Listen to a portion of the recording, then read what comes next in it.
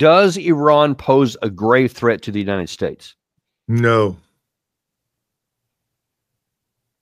And if that be the case, then, and since at least according to the last 20 years, both the CIA and the Mossad have both publicly said that Iran doesn't have a nuclear weapons program. They're increasing their capacity. The breakout time is shrinking, etc.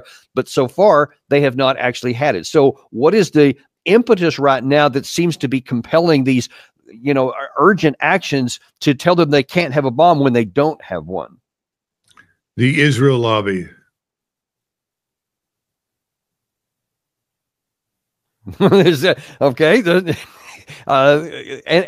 Towards what end? Because actually, in the Israeli media today, there is some concern on their side that the Netanyahu government is trying to compel Trump into this. It says that he is inspired by Trump to act after Biden's warning against altering democracy. Actually, that's not the one I was looking for, Gary, not just yet. There was another one where the Israelis were saying that they're trying to go to war against Iran and trying to drag the United States in with him. So there seems to be some acknowledgement. Yeah, that's the one right there. So that's what the Haaretz is saying, the Israeli media. Is that true? On the face of it, yes.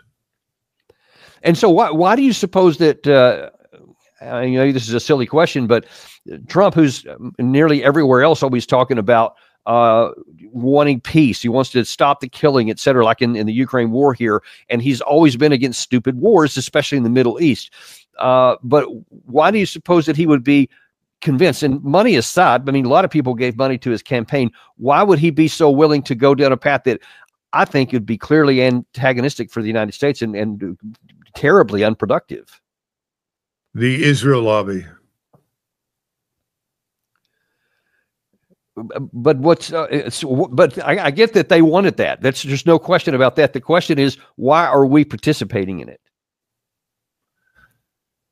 I think you have to go back and look at what's happened over the last 3 decades. Mark Levin is a very articulate spokesman for that position. And the argument has been forever, whether it's the Foundation for the Defense of Democracy, which we finally usually call the Foundation for the Destruction of Everything. These entities have all been extraordinarily well-financed for many, many years to push the United States into direct conflict with Iran on the grounds that Israel as a state in the Middle East will never be secure or safe until Iran is subjugated. Now, subjugated means its offensive military capability, which is all missile, frankly, and firepower over great distance, in other words, striking power, until that's eliminated. That's the position. And the Israel lobby has funded everyone on the Hill holding a position in the House or the Senate, as well as candidates to become members of the cabinet. They have funded that position, and people that support it. Right now, they exert more control directly over how Congress will behave, over how the White House will behave as a result than they ever have in their past. So what you're effectively is asking me is, if this is not really in the interest of the American people, why is President Trump prepared to do it? And I think it's because President Trump obviously favors Israel. There's no mystery at that, and I certainly understand that. But he also made commitments in the run-up to the election and over the last couple of years that if he were elected, he would follow through on this. And I think that's the essence of his ultimatum. Now, I don't think ultimatums are a good idea. They don't usually work. We gave an ultimatum to Spain in 1898, and actually the Spaniards pretty much accepted it, and we still went to war with them. A similar event happened with Austria-Hungary vis-a-vis Serbia. The Serbs accepted all the provisions of the ultimatum except one, And Austria-Hungary should have been satisfied with that, but instead went to war. And I think the Iranians are looking at what we're saying to them as another ultimatum that will inevitably lead to war against them. And most states, most of the time, no matter how small they may be, and remember, Serbia was quite small in comparison to Austria-Hungary. Spain, though it was still in the rank of, I would say, middleweight power, it was a long way from the Western Hemisphere, but they don't usually negotiate well under pressure. In other words, if you threaten them, they find it very difficult to accede to your wishes. So I think we're in a difficult position now because we've made this ultimatum. Either you sit down and talk to us, which implies that we're going to demand from you some version of what previously we had with the Obama administration, this GCPOA, Joint Comprehensive Agreement about nuclear weapons. And you've got to do this with us now, or we're going to bomb you into the Stone Age. And you know, but part of the problem with that is that they're not even going back to that one. I think they're asking something that's almost impossible for the Iranians to add. What's been reported is two specifically new components. One is that they dismantle their entire long-range missile capacity, so they don't have the ability to transport any nuclear warheads, and then that they dismantle, like physically, their nuclear energy program to include all the centrifuges, everything, so that they can't even do it. And I can't think of any nation on the planet that would agree to that. Well, I tend to agree with you, and I think the underlying truth is Israel has us in a position where we are obligated to support anything they do, and they are waging a war for regional supremacy, effectively a war to subjugate everyone in the region to their will. But and as long as they have us, they're quite confident they can achieve that. Yeah, if they're on their own, it's a much more difficult proposition. But I'm not convinced that they could accomplish that militarily anyway. I mean, let's just look at the first element of it, the Iran part. You touched on this a second ago, but just from a military perspective for the moment, let's say that the U.S. gave the support similar to what we did when we helped Israel, and it's the couple of times when it's either fended off attacks from Iran or assisted apparently in some of the Iranian attacks into Iran. But if you actually went to war with them and said, all right, we're going to bomb your facilities, et cetera, what would Iran likely do in response? And then how would we counter that? Meaning, this seems like to me it could go off the rails, but not succeed. You're not going to destroy a country just by air and missile power. Well, I don't necessarily disagree with you. And you know, I've written on this subject and talked about it. And this is a subject for discussion about the plausibility of what we think we can or can't do. I think the coming strikes scheduled for the Houthis are designed to be a demonstration, in fact, of what can be done to Iran. I don't think that's going to change anything in Iran, as you know.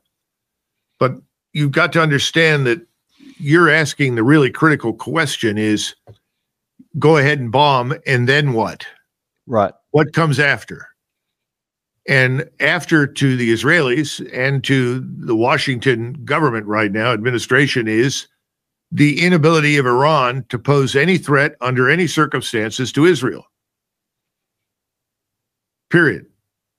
Which means that it's effectively disarmed and rendered impotent as a nation. It's not sovereign anymore because anything it does to create a military capability beyond its borders to defend itself in the form of missiles, rockets, or anything else is unacceptable. The other issue is, what does this mean for the Egyptians? What does this mean for the Turks? What does this mean for the Saudis, the Emirates? And obviously, you know, with Russia now having signed what effectively is a mutual defense pact with Iran, what does this mean for Russia?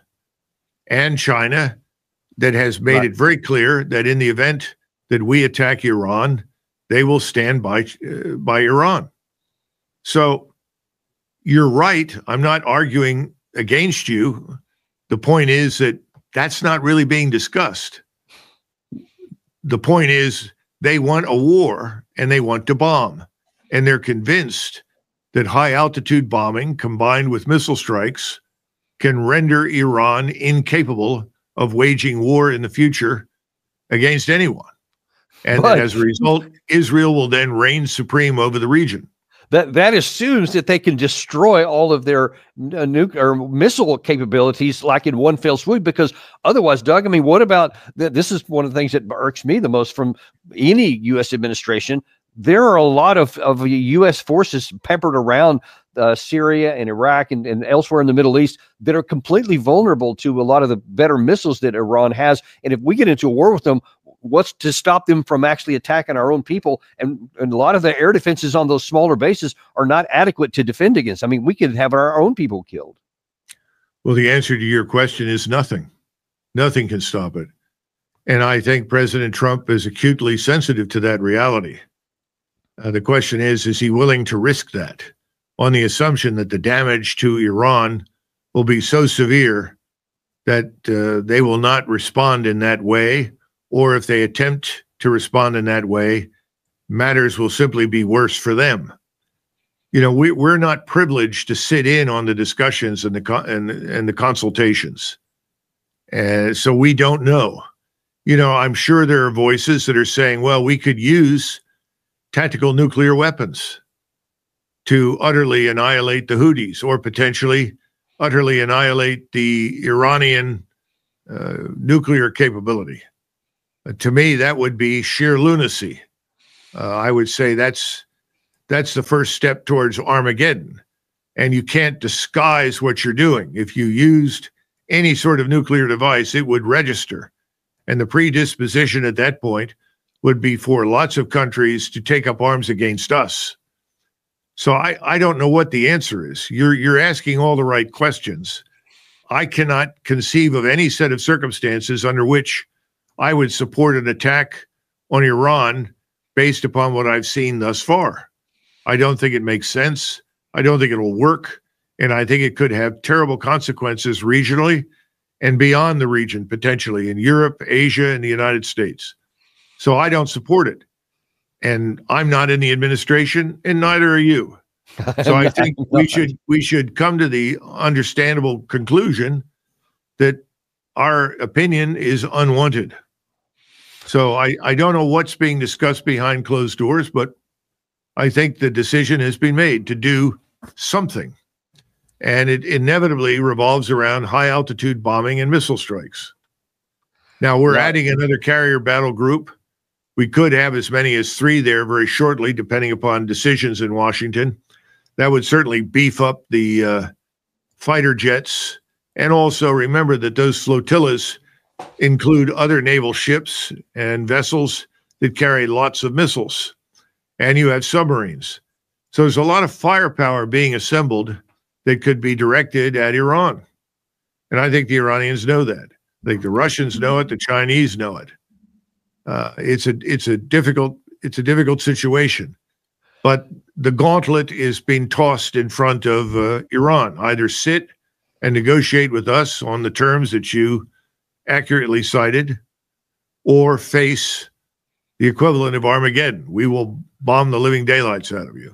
Well, so in the remaining time we have left here, Doug, I don't have much time, so I got to go in about four minutes. So okay, whatever time you have left, what would Russia and China do, given their interest in the last few minutes you have? What would they do in the event that we actually do attack? Well, obviously, I haven't sat in on any consultations there either, so all I can do is speculate. But I would think that a determined assault on Iran would persuade the Russians that they must act to support Iran, because if they do not, they are probably next on the menu, in which case China may also reach a similar conclusion. They may decide that we're a rogue state, that we are no longer calculable. In other words, we're not measured. We're incautious. And as a result, they've got to take action to support Iran, which would include action against us.